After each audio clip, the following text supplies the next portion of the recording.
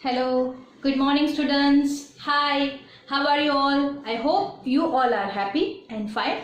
So today we are going with our next topic and the next lecture in economics, and the next chapter is the chapter number 2 and the name is fundamental concepts and its terminology, right? What is the chapter name? The name is fundamental concepts and its terminology. जैसे हम लोगों ने accountancy में terminology करी है, वैसे economics की भी अपनी एक टर्मिनोलॉजी है, right? So let's start it. सबसे पहले इंट्रोडक्शन देखेंगे. इंट्रोडक्शन क्या कहता है कि इकोनॉमिक्स क्या है? तो economics studies the rational behaviour of human being. क्या है? इकोनॉमिक स्टडीज क्या है? Rational behaviour of human being, है ना? इकोनॉमिक्स में हम क्या स्टडी करते हैं? तो हमारे ह्यूमन बीइंग के जो रैशनल बिहेवियर है उसके बारे में हम स्टडी करते हैं, राइट? जैसे कि activities conducted are called the economic activities. हाँ, ऐसी एक्टिविटी जो हमारे पैसों से मतलब कि in the terms of money होता है, that activities is known as the economic activities. That activities which is not conducted with the help of money, जो जिसमें पैसों की जरूरत नहीं होती है, जिसको हम लोग नॉन इकोनॉमिक एक्टिविटीज कहेंगे, राइट? दो पार्ट्स है, इकोनॉमिक एक्टिविटी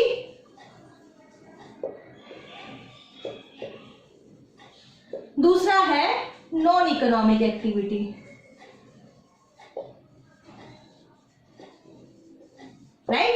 सो आगे सबसे पहले अगेन इंट्रोडक्शन देखें तो इकोनॉमिक क्या है? जिसके अंदर हम लोग ह्यूमन बीइंग के जो रैशनल बिहेवियर है उसके बारे में स्टडीज करते हैं, जिसके अंदर एक्टिविटीज है. There are two types of the activities in the economics. One is economic activity and the other one is non economic activity. Economic activity का मतलब होता है ऐसी एक्टिविटी जिसमें पैसे होते हैं, in the terms of money होता है.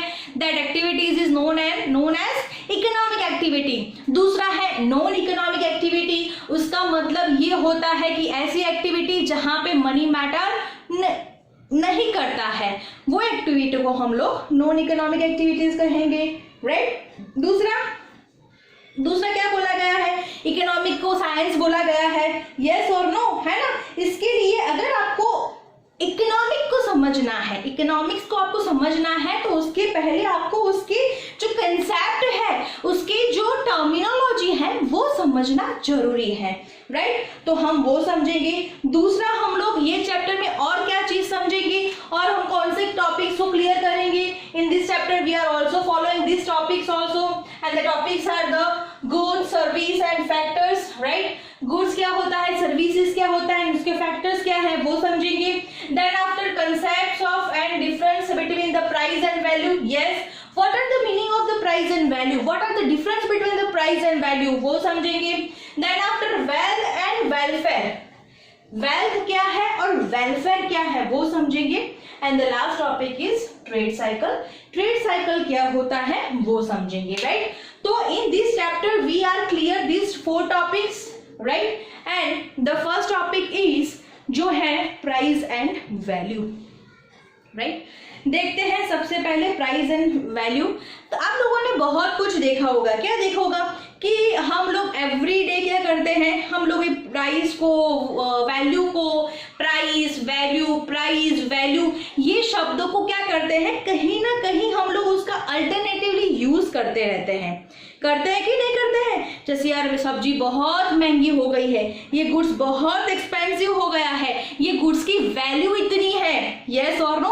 क्या हम ये शब्दों को यूज करते हैं? यस करते हैं कि भाई ये गुड्स की वैल्यू बहुत हाई चली गई है. जैसे गोल्ड की प्राइस बहुत हाई हो गई है. यस और नो? सब्जियां बहुत महंगी हो गई. It's too much expensive right now because of this pandemic, right? So we are using this kind of the words, the price and the value in our daily life are in the different and alternatively transaction as well as the sentences also, है ना?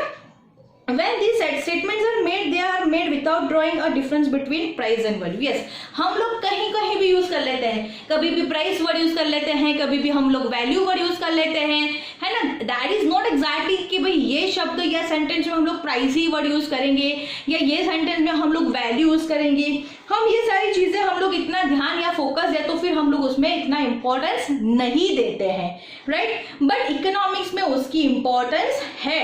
Economics में the concept of price and value are different. Economics के मुताबिक ये जो price और value का जो कंसेप्ट है ये दोनों कैसे हैं, तो डिफरेंट है, राइट. चलो सबसे पहले हम समझते हैं द कंसेप्ट ऑफ वैल्यू. बराबर है. सबसे पहले हम कंसेप्ट ऑफ वैल्यू का मतलब from view point of use and from the view point of exchange समझेंगे. मतलब कि सबसे पहले हम देखेंगे कि पॉइंट ऑफ व्यू, जो point of view of use है उसके मुताबिक क्या होता है, point of view exchange, exchange के मुताबिक वैल्यू की मतलब क्या होता है, मतलब मीनिंग क्या होता है, उसके यूजेस का क्या होता है, and what is exactly the difference between the price and value. Because economics ऐसा कहता है कि भाई जो ये हमारा प्राइस और वैल्यू है ये दोनों का जो मतलब है वो कैसा है, अलग अलग है, राइट. तो देखो use and value. Use and value क्या कहता है, the use value is determined by the usefulness of a commodity to a consumer for his her various needs. जैसे कि हम हमारी जो कंज्यूमर मतलब वन काइंड ऑफ हम कस्टमर कह सकते हैं. कस्टमर अपनी जो डिफरेंट नीड्स हैं वो डिफरेंट नीड्स को सेटिस्फाई करने के लिए हम जो कमोडिटी को यूज करते हैं वो कमोडिटी को हम लोग क्या कहेंगे, यूज वैल्यू कहेंगे. क्या कहेंगे, यूज वैल्यू.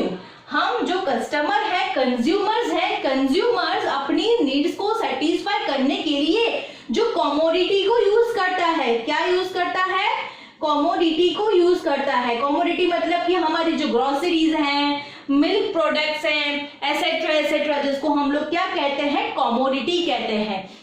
तो जो भी कंज्यूमर या जो भी कस्टमर अपनी जो नीड्स हैं वो नीड्स को सेटिस्फाई करने के लिए जो कमोडिटी को यूज करता है that is called the use value. For example मैंने वही बोला कमोडिटी है मतलब कि फूड, वाटर, सनलाइट एसेट्रा, ये सारे जो हमारे हैं जिसको हम लोग क्या कहते हैं, यूज वैल्यू कहते हैं, and have a high use value for all the people in general. बराबर है. दूसरा पॉइंट देखते हैं, point of exchange. Point of exchange हमें क्या कह रहा है, तो कोई भी कमोडिटी या service is exchange for another commodity and service then the worth of one unit of this commodity is measured in the terms of amount of other commodity which can exchange for. Such worth is called the exchange value. मतलब कि समझ में आया, हमारी जो needs है, जैसे कि भाई हम कोई हमारी जो हमारी नीड्स को सेटिस्फाई करने के लिए हम लोग एक गुड्स को या एक सर्विस को हम दूसरे गुड्स और सर्विस से जो एक्सचेंज करते हैं और एक्सचेंज करने के लिए उसकी जो वैल्यू मेजर करते हैं जिसको हम कहते हैं एक्सचेंज वैल्यू. क्या कहते हैं, एक्सचेंज वैल्यू. फॉर एग्जांपल मैंने 1 kg व्हीट के सामने मैंने क्या एक्सचेंज किया, 1 kg राइस एक्सचेंज किया. क्या किया मैंने, 1 kg राइस एक्सचेंज किया. तो ये जो मेरा हुआ 1 kg व्हीट के सामने मैंने जो 1 kg of exchange 1 kg of rice को एक्सचेंज किया, उसका जो मेजरमेंट हुआ वो मेजरमेंट को मैं कहूंगी एक्सचेंज वैल्यू. क्या कहूंगी, एक्सचेंज वैल्यू, राइट. तो क्या होता है, what is the value, what is the meaning of value. तो there are the two point of views of the value. Point of view जैसे यूज है, point of view of exchange है. Point of view use के हिसाब से है use value, और exchange के मुताबिक जो पॉइंट ऑफ व्यू है उसको हम एक्सचेंज वैल्यू कहेंगे.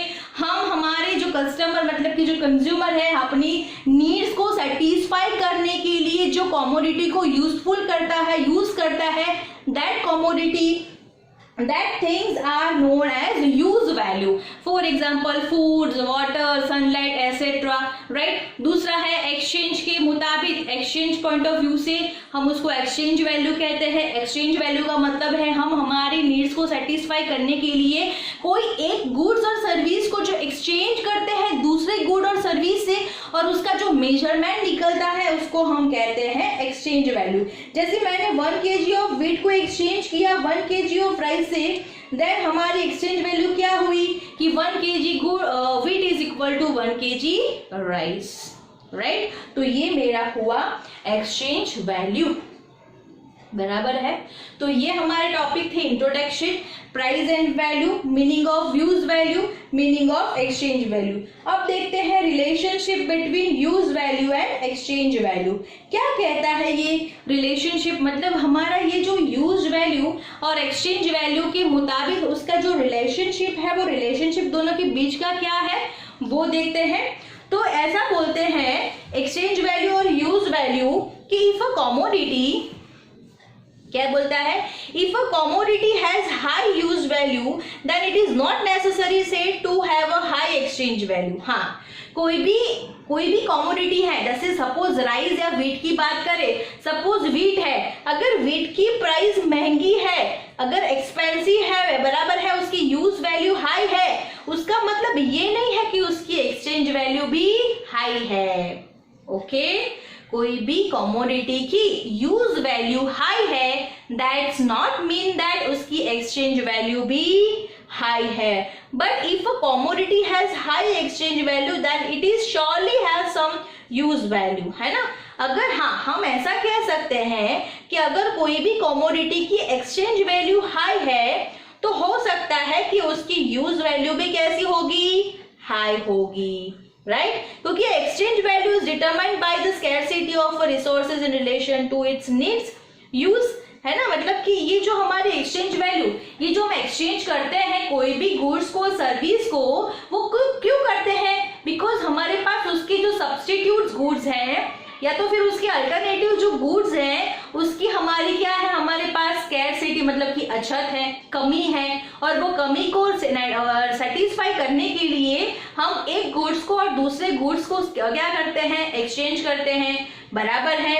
इसके लिए हम ऐसा कह सकते हैं कि भाई एक्सचेंज वैल्यू हाई है तो उसकी डेफिनेटली यूज वैल्यू हाई हो सकती है, बट उसकी यूज वैल्यू हाई है that is not mean the exchange value उसकी हाई है, राइट। तो सबसे पहले ये उसका रिलेशन हुआ था, रिलेशनशिप बिटवीन हमारा जो use value and exchange value है वो है, बराबर है।